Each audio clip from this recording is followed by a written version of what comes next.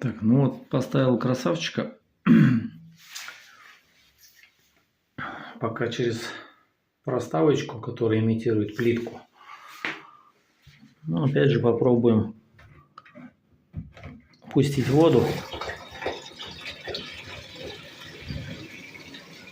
И посмотреть, как он смывает. Ну вот он воду набрал. Унитаз, кстати, Аврора. Вот. Особенность его это торнадо слив.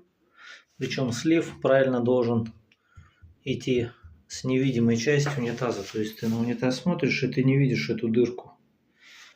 Есть унитазы, у которых вот отсюда идет с задней панели слив. Ну, пробуем.